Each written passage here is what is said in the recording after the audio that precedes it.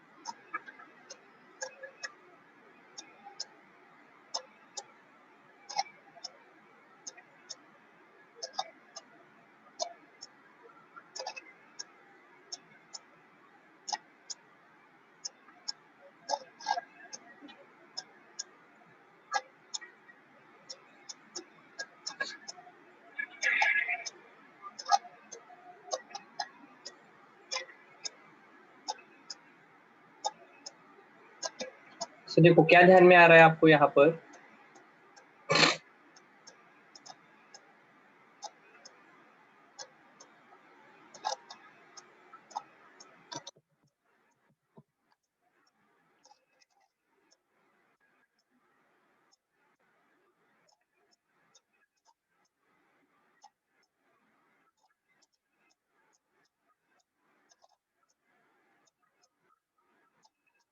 ये अगर हमारी पिस्टन सिलेंडर अरेंजमेंट है और इसे हम कंटिन्यूअसली हीट कर रहे हैं,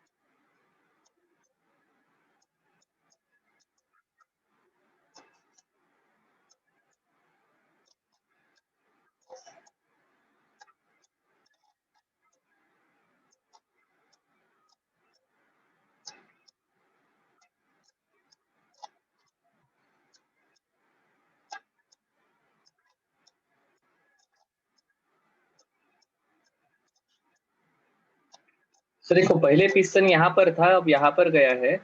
सो पिस्टन की डिस्प्लेसमेंट हुई है against constant pressure of atmospheric pressure. ठीक है,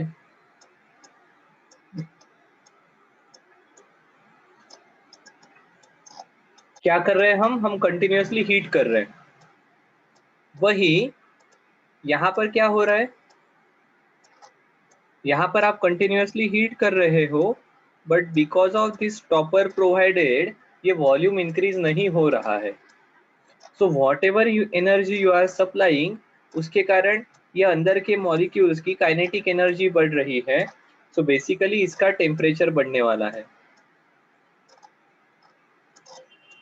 पहले 100 होगा, अभी 200 डिग्री सेल्सियस होगा। यहाँ पर भी फाइनली 200 डिग्री सेल्सियस है, शुरुआत में 100 डिग्री सेल्सियस होगा। तो देखो दोनों केस में एक पर्टिकुलर चीज सेम है कि इसके टेम्परेचर बढ़ा है।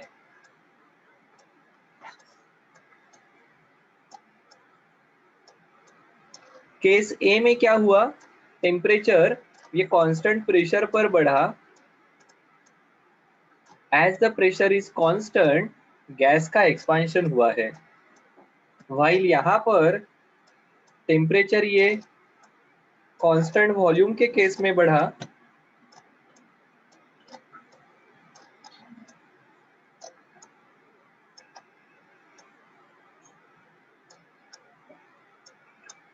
वॉल्यूम कांस्टेंट है तो प्रेशर बढ़ेगा, बट ये गैस एक्सपांड नहीं हुआ है। ऐसे केस में जो हीट सप्लाई करते हो आप उसे कहते हो qv, heat supplied at constant volume, इसे कहते हो क्यूपी। दोनों केस में टेम्परेचर 100 डिग्री सेल्सियस से बड़ा है, तो दोनों केस में इंटरनल एनर्जी का चेंज ये सेम रहेगा, क्योंकि हमने देखा है internal energy is proportional to temperature. Internal energy is proportional to temperature. ठीक है।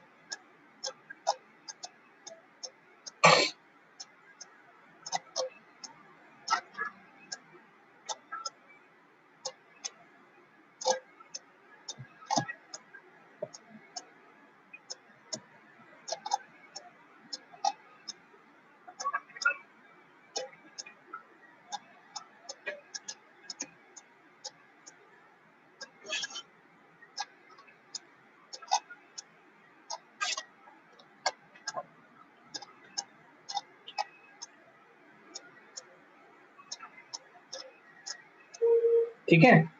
As the temperature rise in both cases is same, change in internal energy is same. दोनों केस में इंटरनल एनर्जी का चेंज सेम है ए और B में। ठीक है। At the same time, this experiment shows us that QP, heat supplied at constant pressure, QP, is greater than heat supplied at constant volume. ठीक है। ये हमें एक्सपेरिमेंट बताता है। यहाँ पर और एक सवाल आएगा, सर क्या इंटरनल एनर्जी को बढ़ाने का सिर्फ यही एक तरीका है क्या? इज देयर एनी अदर वे?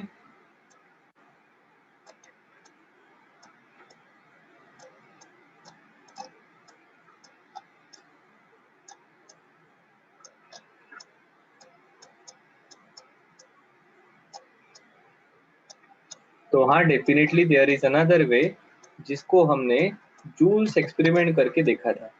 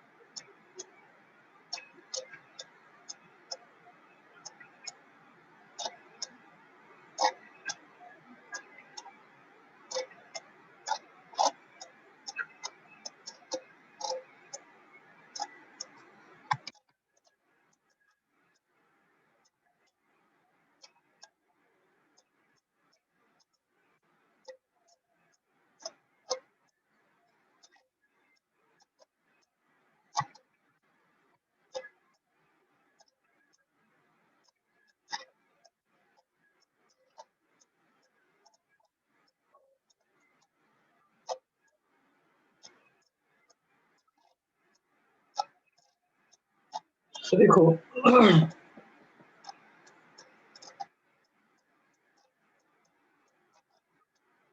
इस प्रकार से ये कोई आइसोलेटेड सिस्टम है।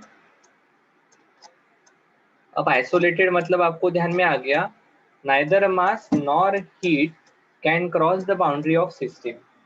और ऐसे केस में इस प्रकार से एक स्टरर है, ठीक है, इसको ऊपर एक थ्रेड पुली के थ्रू एक थ्रेड से एक वेट एम के साथ अटैच किया है।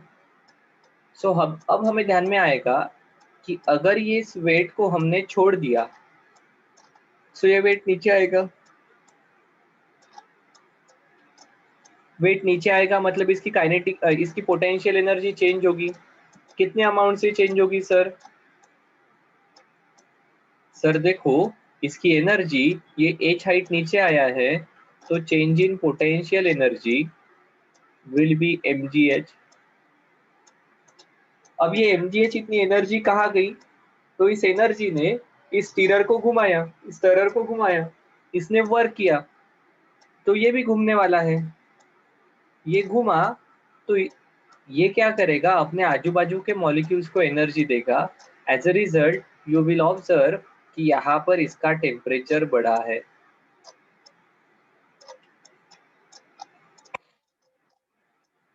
एंड thus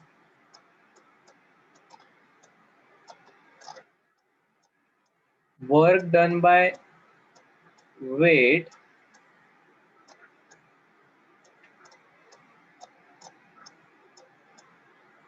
या work done by gravitational force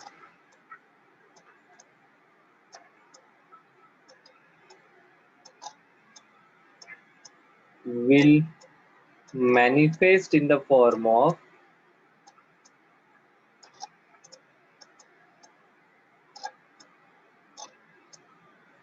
increased temperature of system।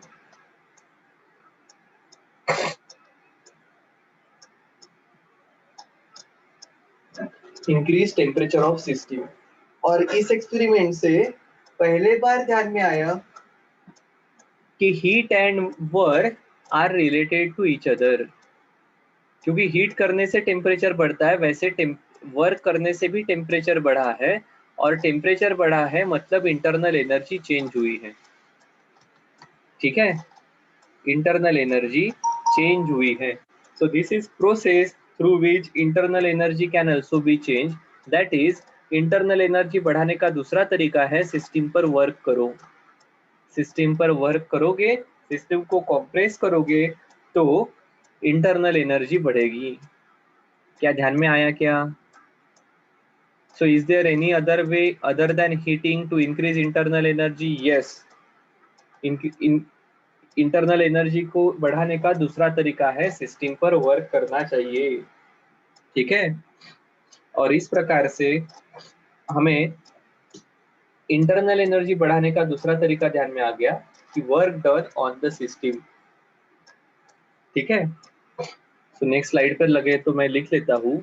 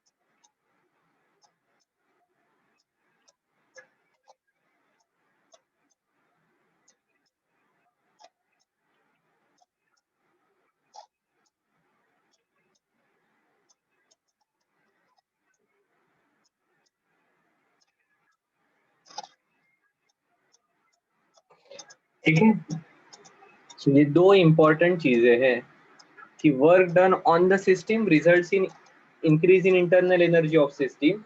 Similarly, heat supplied to the system results in increase in internal energy of the system। और इस सभी रिलेटेड थर्मोडायनामिक्स का first law बन जाता है, first law of thermodynamics.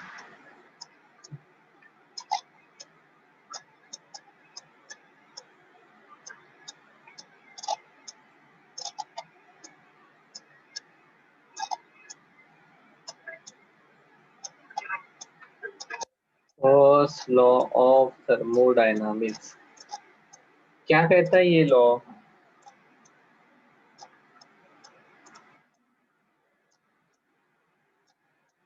It is basically principle of conservation of energy.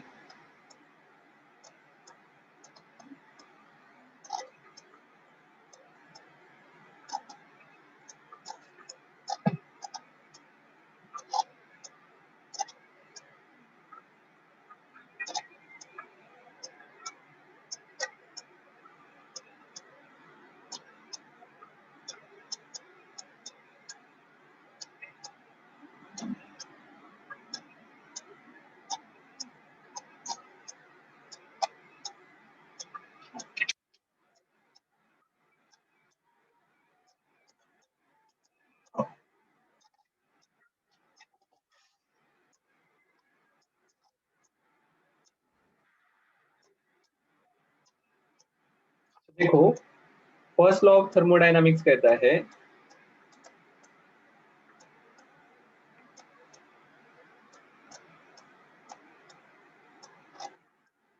whenever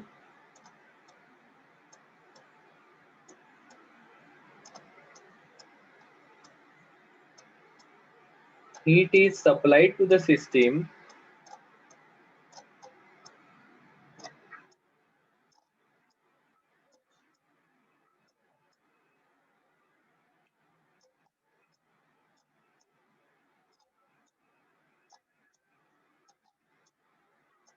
it results into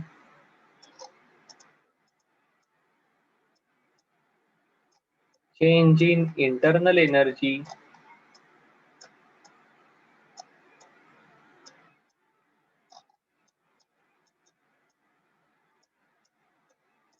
and work done against external force. Mathematically,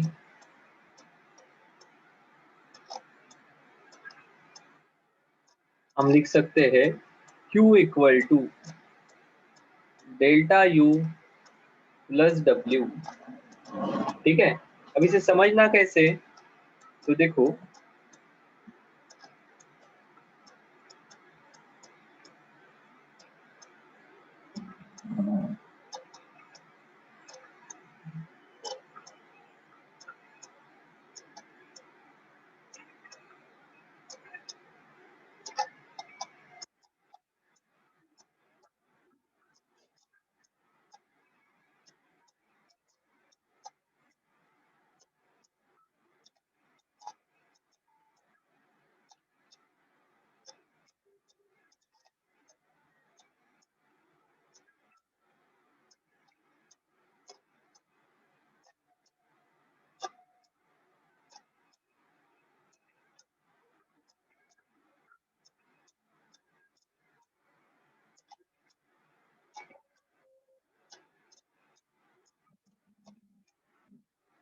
इसको अगर हम हीट सप्लाई कर रहे हैं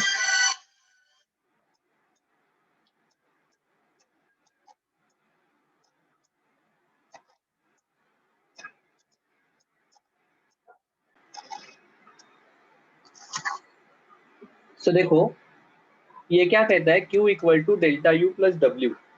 तो अब देखो, इस सिस्टम को अगर हम कांस्टेंट प्रेशर के अगेंस्ट हीट कर रहे हैं, ठीक है, सो अगर हम हीट सप्लाई कर रहे हैं तो ये करते करते शायद से इसकी पिस्टन की डिस्प्लेसमेंट हो जाएगी बाय डेल्टा एल, जैसे इसके पहले हमने दिखाया था।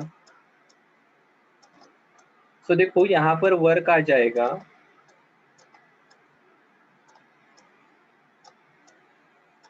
PdV।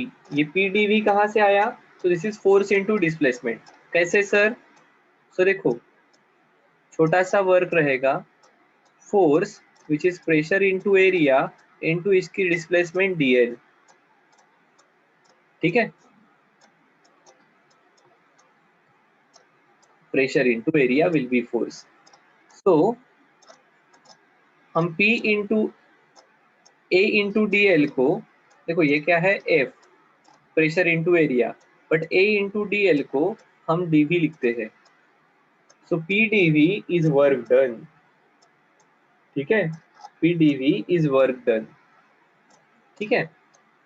सो ये रिलेशन क्या आ जाएगा, whenever we are supplying energy at constant pressure, तो डेफिनेटली ये पिस्टन गैस एक्सपांड करने की कोशिश करेगा, गैस एक्सपांड करने की कोशिश करेगा तो इस पिस्टन को धक्का मारेगा, एंड पिस्टन को धक्का मारेगा तो वर्क होगा पी dv, ठीक है। तो ये वर्क इस केस में दिया जाएगा पी dv, छोटा सा work, total work will B integral P dv which is, pressure अगर कांस्टेंट है तो final volume minus initial volume, ठीक है। और बाकी की जो एनर्जी हम सप्लाई कर रहे हैं उसके कारण क्या हो रहा है, उसके कारण उसका टेम्परेचर चेंज हो रहा है। So whatever heat we are supplying, इसके कारण टेम्परेचर चेंज होगा एंड सिस्टम वर्क करेगी। सो यही relation we can rewrite again, Q equal to delta U plus P dV, P into delta V। यहाँ पर कुछ टर्मिनोलॉजी या कुछ साइन कन्वेंशन हमने ध्यान में रखने चाहिए। Heat supplied is considered as positive, work done by system is considered as positive, while heat rejected, heat loss is considered as negative, इसको ही heat out कहते हैं, this is Q in कहते हैं, and work done on the system is considered as negative। ये sign convention हमें ध्यान में रखने पड़ेंगे, बहुत काम की चीज है, ठीक है। सो बेसिकली ये बहुत सिंपल है, heat form of energy delta U, internal energy का change, P DV work done, work करने के लिए एनर्जी चाहिए। सो जो कुछ भी एनर्जी हम सप्लाई कर रहे हैं उससे इंटरनल एनर्जी बढ़ रही है और वर्क हो रहा है, ठीक है। अगर कांस्टेंट वॉल्यूम कंडीशन है तो डेल्टा वी 0 आएगा, अगर कांस्टेंट वॉल्यूम कंडीशन है तो डेल्टा वी 0 आएगा, Q V equal to delta U. और कांस्टेंट प्रेशर कंडीशन में वॉल्यूम चेंज हो सकता है तो Q P equal to delta U plus P delta V, ठीक है। शायद से यहाँ से ही देखो क्यू, हमने मेयर्स रिलेशन को भी डिराइव किया था, दोनों एक ही चीज के बारे में बात करते हैं,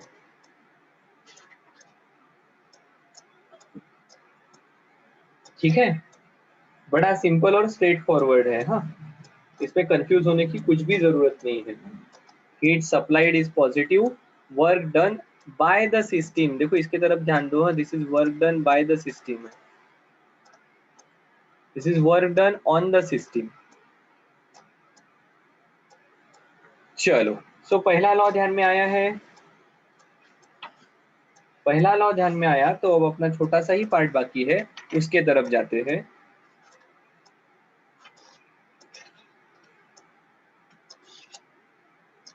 थर्मोडायनामिक इक्विलिब्रियम।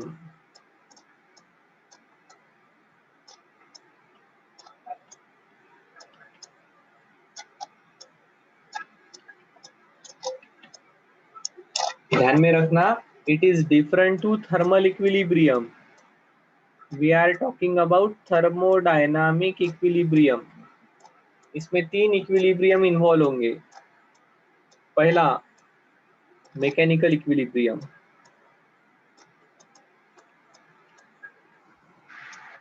दूसरा केमिकल इक्विलिब्रियम, एंड तीसरा थर्मल इक्विलिब्रियम। अगर सिस्टम इस प्रकार से तीनों इक्विलिब्रियम में है तो हम कहते हैं सिस्टम थर्मोडायनामिक इक्विलिब्रियम में है। सर ये इक्विलिब्रियम में है या नहीं है कैसे ध्यान में रखना? So mechanical equilibrium, pressure constant,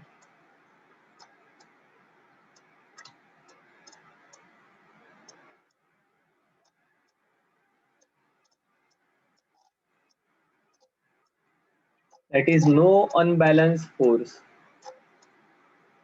all the forces are balanced. Chemical chemical reaction का फॉरवर्ड एंड बैकवर्ड रिएक्शन से रेट सेम, मतलब कंपोजिशन सेम, एंड थर्मल मतलब टेम्परेचर सेम। कंपोजिशन को कोई कॉन्सेंट्रेशन ऑफ कॉन्स्टिट्यूएंट भी कह सकता है। इस प्रकार के 3 इक्विलिब्रियम रहेंगे। ठीक है, mechanical pressure is same throughout या no unbalance force, chemical equilibrium मतलब कंपोजिशन या concentration is same throughout, thermal मतलब temperature is same throughout. ठीक है, अगर ये सब ठीक है तो यहां से आगे बढ़ते हैं। क्या हमें इक्वेशन ऑफ स्टेट पता है? हाँ सर, हमें इक्वेशन ऑफ स्टेट पता है, हमने देखा है।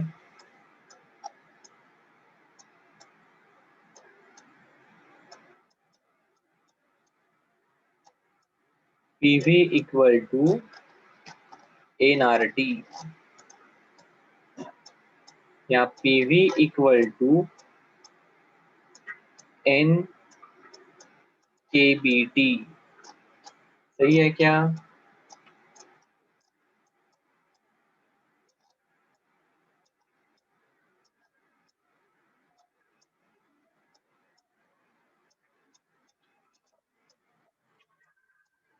आ जाएगा एन के बी टी।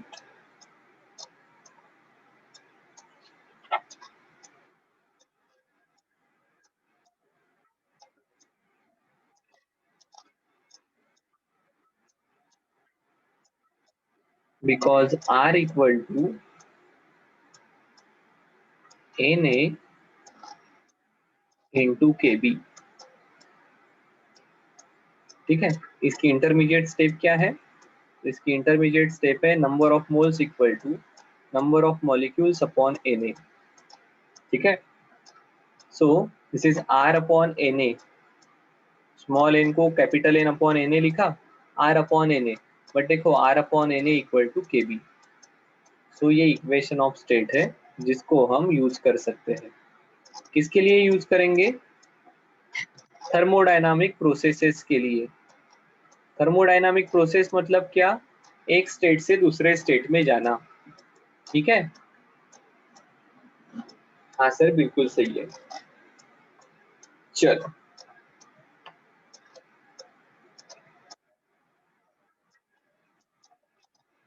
तो लगे तो दो डेफिनेशन यहाँ पर हम नोट डाउन कर लेते हैं।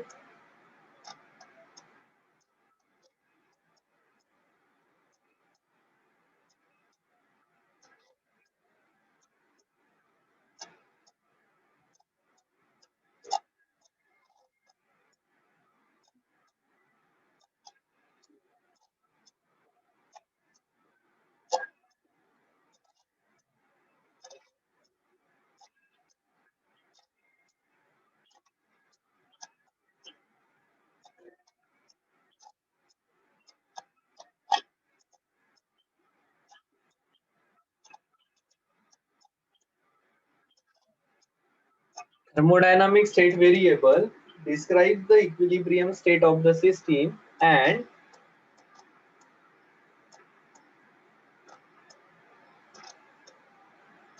the mathematical relation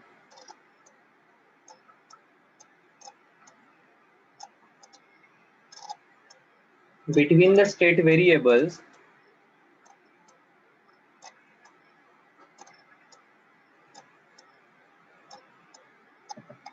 is called as equation of state।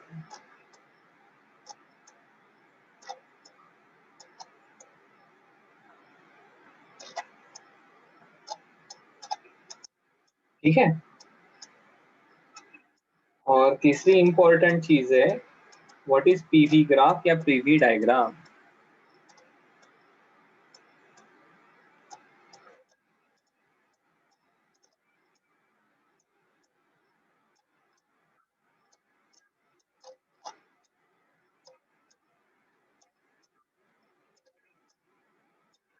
The graphical representation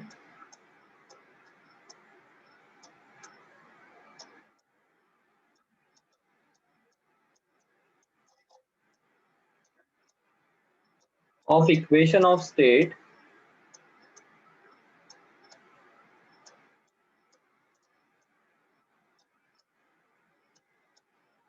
of a system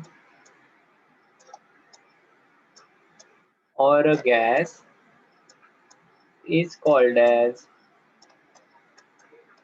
PV diagram या PV ग्राफ।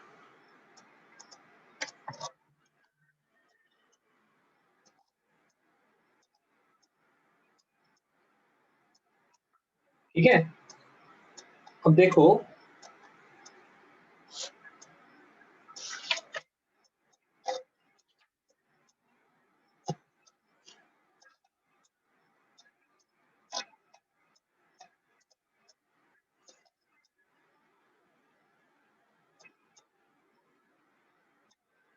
क्या, अगर हमारा पीवी ग्राफ है, शुरुआत में ये कंडीशन है P1 V1, अब ऐसा ही कोई कंडीशन चेंज हुई और ये हम P2 V2 पर पहुंच गए। ठीक है, अब इस केस में integral P dV which is work, ये बेसिकली इस कर्व के अंडर का एरिया आने वाला है।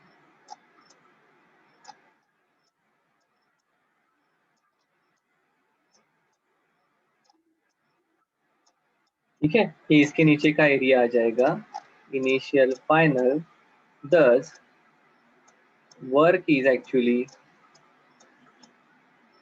Area under the curve on PV diagram. PV diagram पर area under the curve will represent, sorry, area under the curve on PV diagram will represent the work। ठीक है, इस PV डायग्राम पर curve के नीचे का एरिया, कर्व के नीचे का area will represent the work.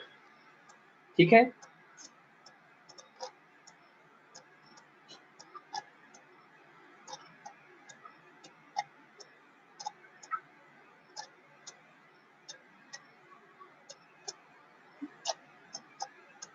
चलो अगर ये ध्यान में आ गया तो let's try to understand important part which is thermodynamic processes.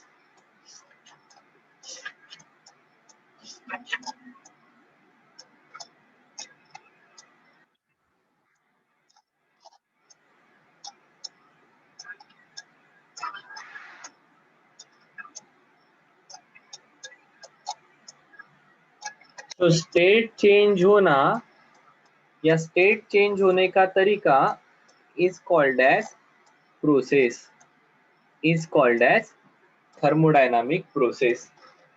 अब देखो तीन चार प्रोसेसेस है जो हमें देखनी है, तीन चार नहीं 6 प्रोसेसेस है। क्या अभी कवर कर ले क्या?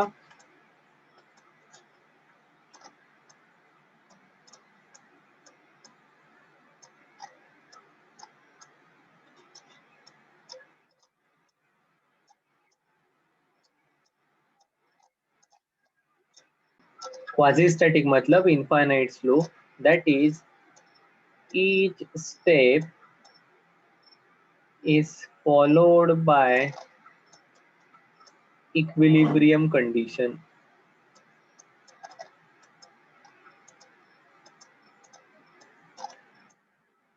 ठीक है, ये प्रोसेस रिवर्सिबल प्रोसेस रहेगी, दिस इज आइडियल प्रोसेस।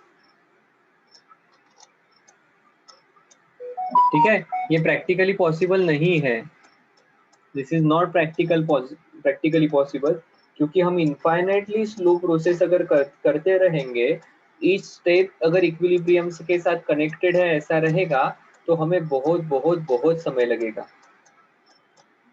ठीक है, अब देखो ये एक पार्ट है, हाँ, क्वाजी स्टैटिक प्रोसेस, ये रिवर्सिबल प्रोसेस रहेगी, इनफाइनाइट स्लोनेस ये इसका कैरेक्टर रहेगा, and this is ideal process. अब दूसरा, work done during the process.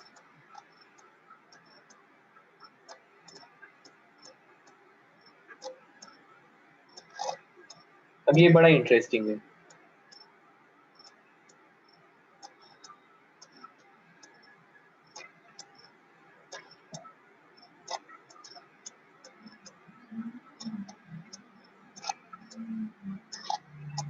This is 1 2 और ये 3, A C D D, ये वॉल्यूम है, ये प्रेशर है। सो हमारे पास देखो, वी हैव 3 डिफरेंट पाथ्स। कौन से 3 डिफरेंट पाथ है? ए से लेकर बी तक जाने के हमारे पास 3 रास्ते हैं। रास्ता 1 ए, रास्ता 2 A to C and C to B, and रास्ता 3 is A to D and D to B. अब you will realize work done which is area under the curve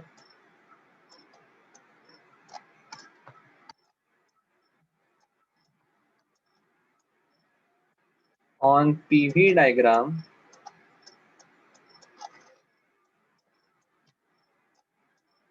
is different for 3 different paths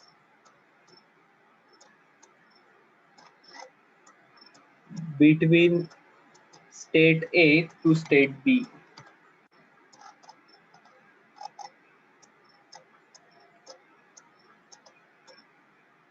That is, work done depends on the path, and hence work is called as path function. Work ये path पर depend करता है,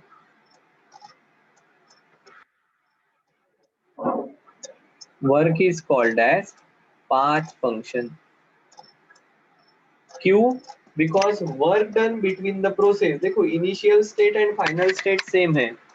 initially we were at A, finally we are at B. ठीक है, so initially we were at A, finally we are at B. Work done during the process is different. Sir आप ऐसा क्यों कह रहे हो डिफरेंट है? बिकॉज हमने अभी देखा work done is area under the curve on PV diagram. Area under the curve on PV diagram.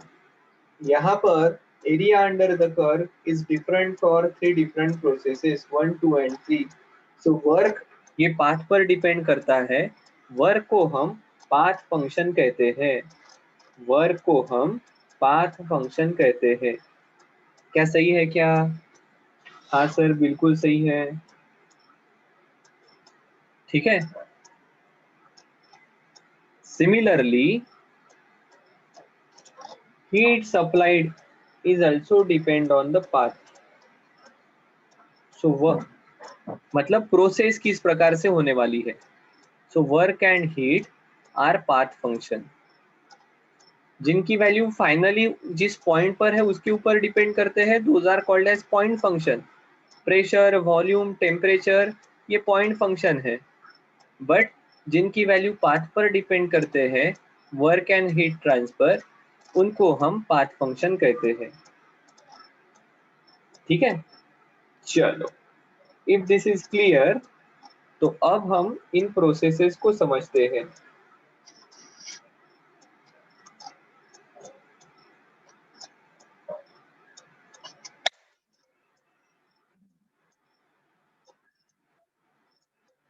इसके लिए दो चीजें समझ कर लेनी चाहिए। What is reversible process and what is irreversible process.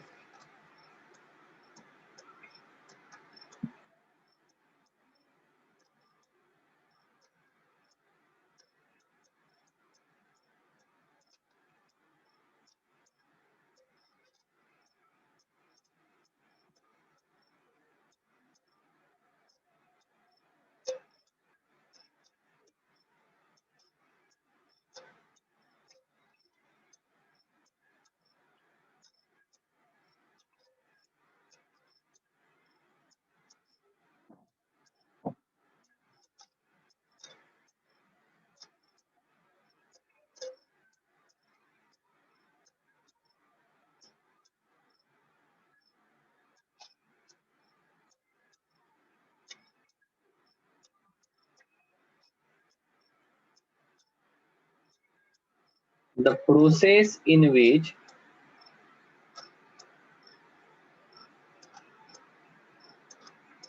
system can be restored to its original condition या to its original state without causing any change in its surrounding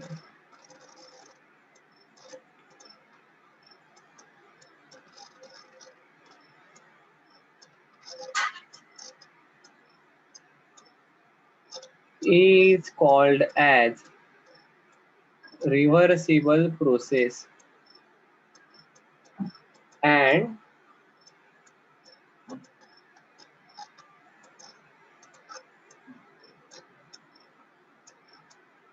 लगे तो यहाँ पर एक नोट डाउन कर लेंगे।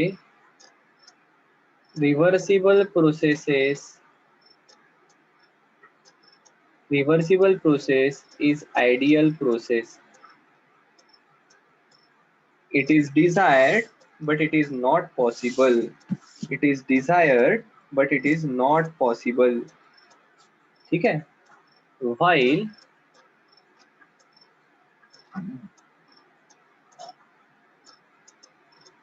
the process in which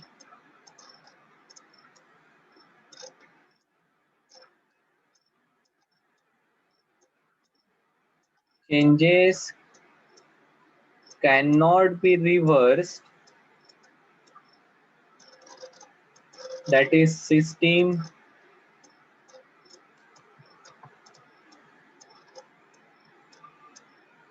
cannot be restored to its original condition,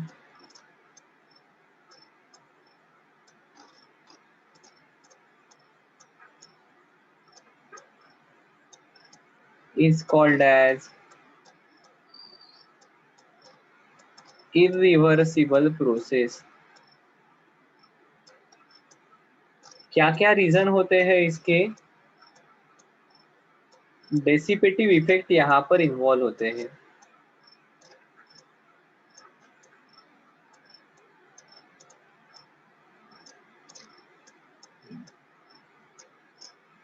दूसरा,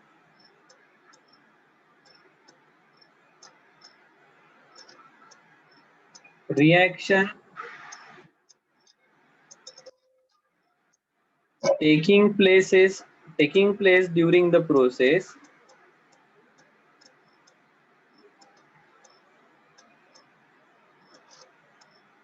takes system to non-equilibrium state.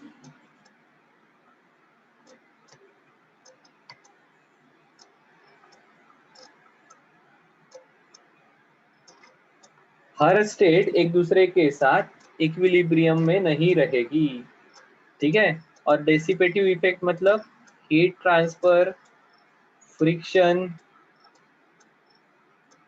ठीक है, इस प्रकार के डेसिपेटिव इफेक्ट यहाँ पर रहेंगे।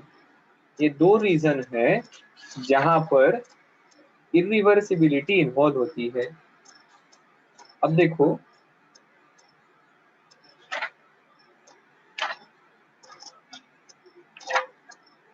फटाफट कुछ डेरिवेशन देखते हैं। दो चीजें हमें पता है, कौन कौन सी?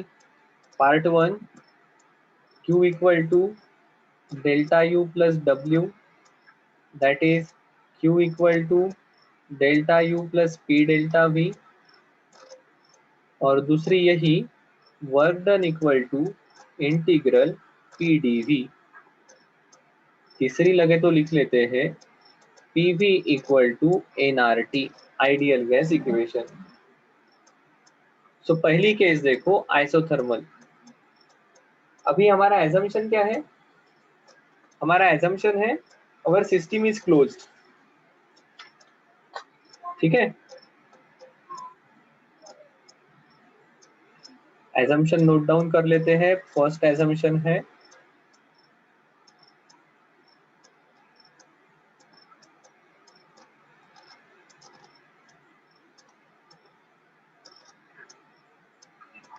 कंसीडर रिवर्सिबल प्रोसेस,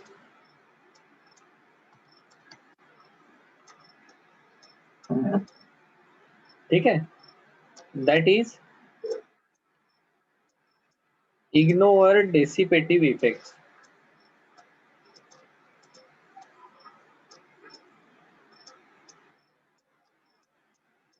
दूसरा, system is close system in piston cylinder arrangement.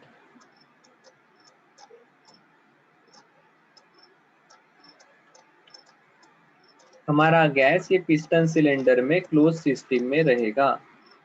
और तीसरा, ideal gas equation is applicable.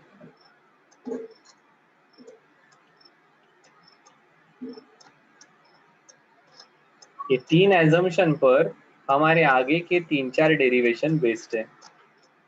Just try to understand, आसान है बहुत। पहली प्रोसेस आइसोथर्मल। आइसो मतलब कांस्टेंट, थर्मल मतलब temperature.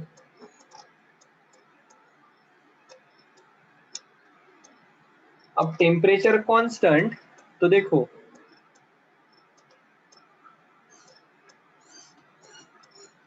R is universal gas constant, enclose system है तो अंदर का गैस कहीं जाने वाला नहीं है, तो नंबर ऑफ मोल कांस्टेंट और टेम्परेचर भी कांस्टेंट है।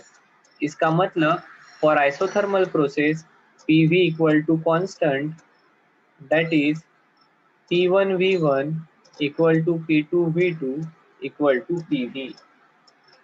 तो देखो यहाँ पर हम वर्क निकाल सकते हैं W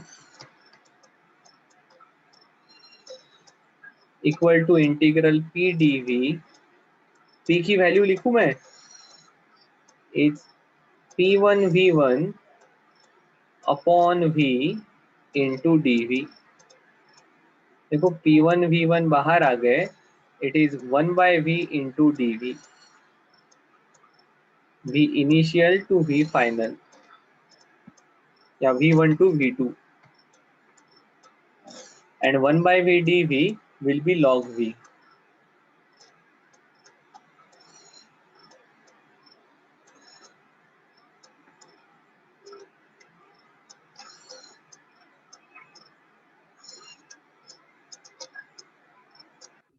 V2/V1, ठीक है। या P1V1 को आप टेम्परेचर पता रहेगा, सो nRT कह सकते हैं log V2/V1। और यहाँ से ही आप V2/V1 के जगह P1/P2 भी लिख सकते हो।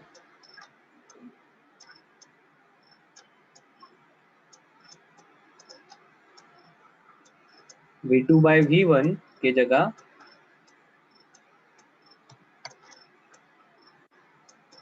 P1 upon P2। ठीक है, बड़ा सिंपल स्ट्रेट फॉरवर्ड रिलेशन है और डेरिवेशन है। इस डेरिवेशन को पूछा जा सकता है।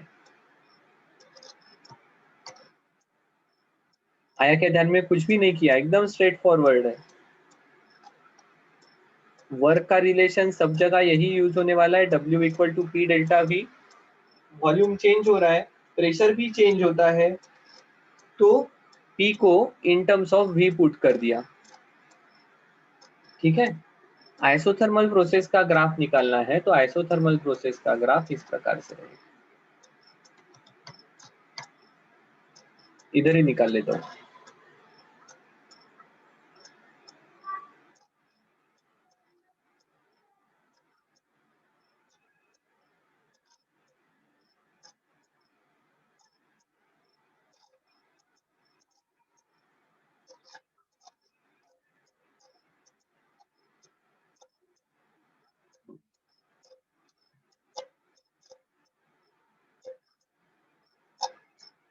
ये P1 V1 की कंडीशन, ये P2 V2 की कंडीशन।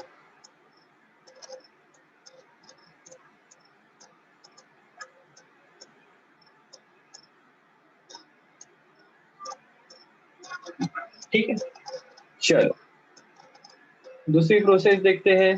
ये तो बड़ी सिंपल सिंपल प्रोसेस है, isobaric and isochoric process.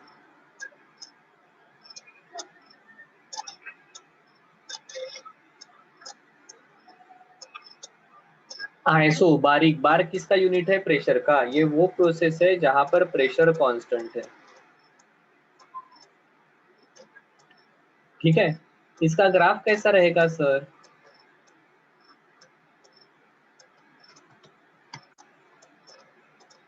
Constant pressure, मतलब इसका ग्राफ कुछ तो इस प्रकार से रहेगा।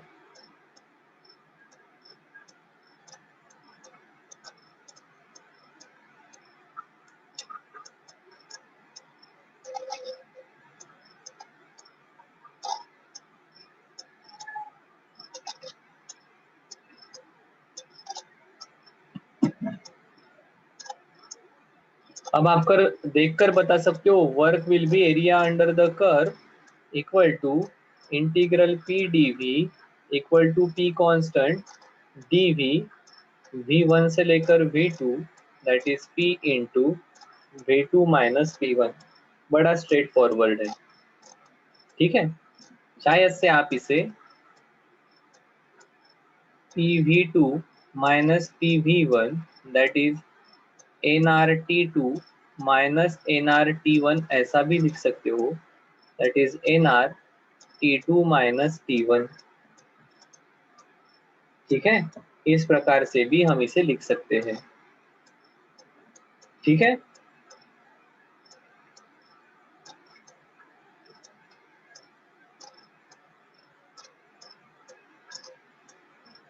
ये हमारे वर्क डन का रिलेशन रहेगा।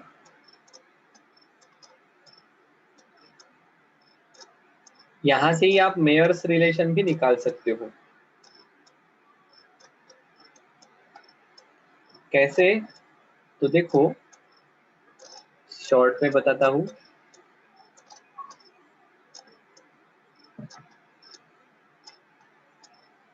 वर्क डन आ गया हमारा NRDT।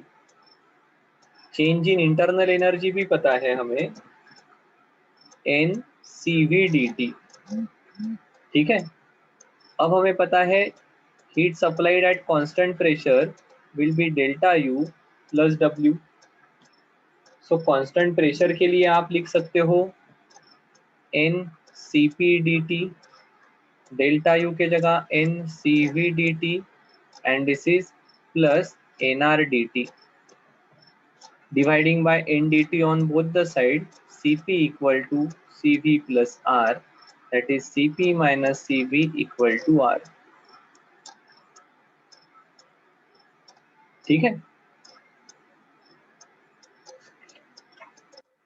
चल सो आइसोबारिक हो गई, तो आइसोकोरिक प्रोसेस को देख लेते हैं।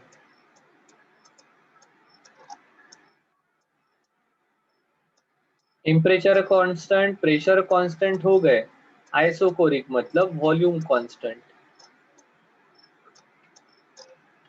और ये बड़ी इंटरेस्टिंग प्रोसेस है, देखो इसका ग्राफ ऐसा आने वाला है। वॉल्यूम कांस्टेंट, सो चेंज क्या हो सकता है, प्रेशर। तो इसका ग्राफ इस प्रकार से आएगा, वॉल्यूम फिक्स,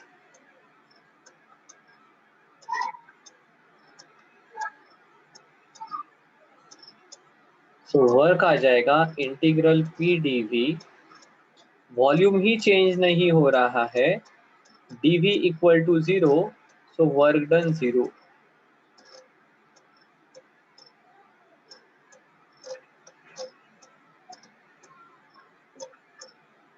और देखो एरिया अंडर द कर्व ये भी नहीं आ रहा है, सो इस केस में वर्क डन 0 रहेगा। सो हमारा फर्स्ट लॉ कहेगा Q equal to delta U, so therefore Q equal to heat supplied at constant pressure will be mcv dt equal to delta U। ठीक है,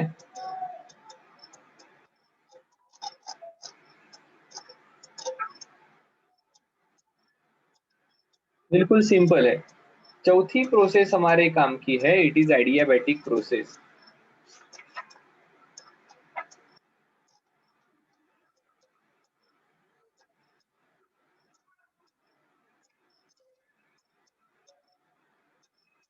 एडियाबैटिक प्रोसेस मतलब ये वो process है जहां पर PV to the power gamma, gamma is called as adiabatic index, equal to constant रहेगा। Gamma adiabatic index is CP upon CV. ठीक है, और इसका ग्राफ अगर निकालना है,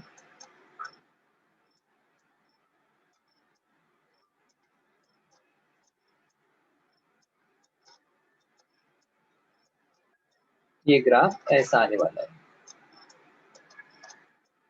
ए टू बी।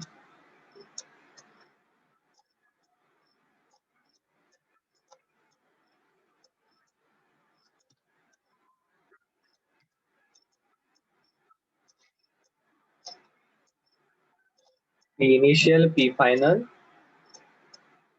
ये फाइनल वॉल्यूम रहेगा, ये इनिशियल वॉल्यूम।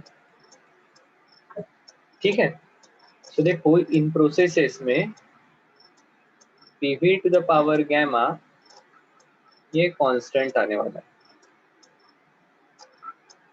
अब देखो हमारा वर्क निकालते हैं, इंटीग्रल पी डी वी। ठीक है, अब P को वॉल्यूम के टर्म में लिखना पड़ेगा, तो ये आ जाएगा कांस्टेंट, जिसको अगर मैं C लेता हूँ, constant upon V to the power gamma into dV, और ये आ जाएगा constant V to the power gamma का V to the power minus gamma plus 1 upon minus gamma plus 1, limits रहेंगी V1 से लेकर V2 तक, या V इनिशियल से लेकर V फाइनल तक। ठीक है, देखो ये आ जाएगा C minus gamma plus 1 is 1 minus gamma, और यहाँ पर रहने वाला है VI, sorry VF 1 minus gamma minus VI 1 minus gamma. अब देखो C को मैं PI VI to the power gamma या PF VF to the power gamma लिख सकता हूँ। तो जैसे मेरी ज़रूरत है, यहाँ पर VF है, तो C को मैं लिखता हूँ PF into VF to the power gamma into VF to the power 1 minus gamma, and इस C को इसके साथ मल्टीप्लाई करता हूँ, तब लिखता हूँ PI VI to the power gamma into VI 1 minus gamma divided by 1 minus gamma. अब देखो इसे सॉल्व करेंगे तो ये आ जाएगा W equal to Vf to the power gamma, Vf to the power minus gamma चला जाएगा, Vf टू द पावर 1 मतलब Vf बचेगा।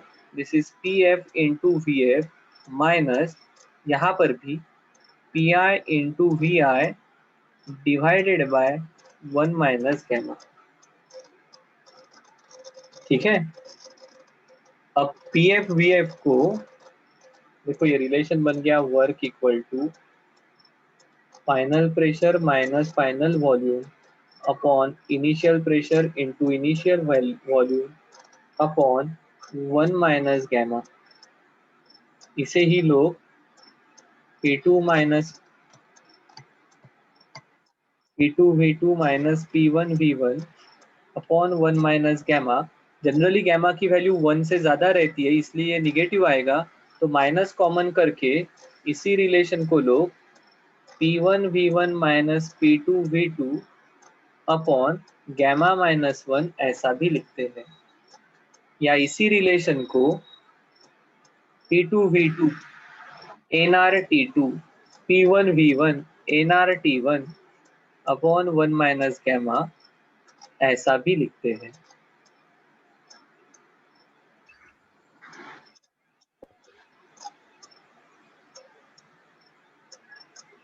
ये दोनों तीनों फॉर्म एडियाबैटिक प्रोसेस में जो वर्क डन रहेगा उसके लिए यूज हो सकते हैं। This are very very important formulae. और गैमा की वैल्यू क्या रहती है? गैमा की वैल्यू सिंपल है, इज Cp अपॉन Cv। ठीक है, अब आखिरी दो प्रोसेसेस बाकी है। एक बिल्कुल सिंपल है, साइक्लिक प्रोसेस।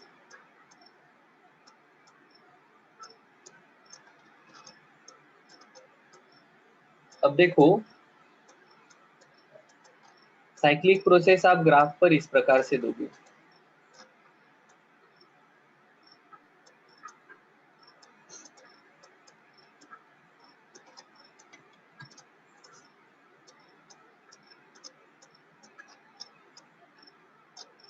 जिस पॉइंट से शुरू किया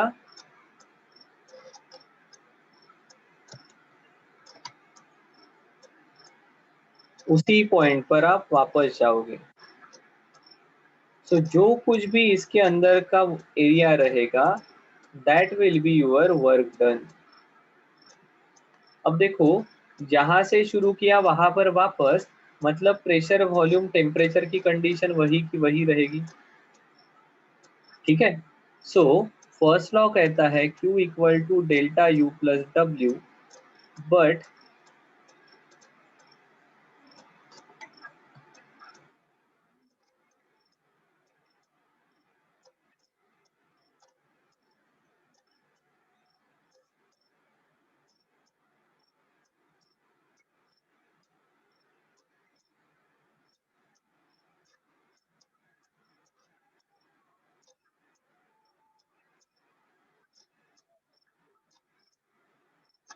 in cyclic process initial and final state is same, therefore delta U equal to 0, therefore Q equal to W। बिल्कुल स्ट्रेट फॉरवर्ड, जो कुछ भी वर्क रहेगा that will be equal to heat supply. And इसलिए जो पार्ट आपका cut है, refrigerator, heat engine, heat pump, ये सभी साइक्लिक प्रोसेस पर काम करते हैं।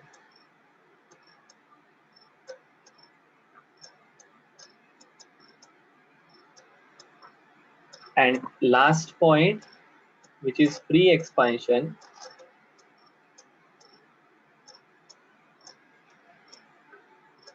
फ्री एक्सपेंशन में no work and no heat interaction, या it's adiabatic in.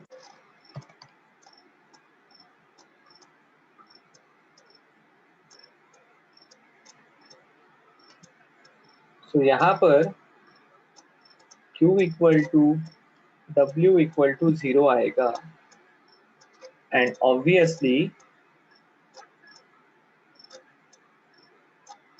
Delta U भी 0 आएगा because Q equal to delta U plus W। Q भी 0 है, W भी 0 है, तो डेफिनेटली डेल्टा U 0 आना चाहिए। सो इस प्रकार से हमारी सभी प्रोसेसेस को हमने डील किया है।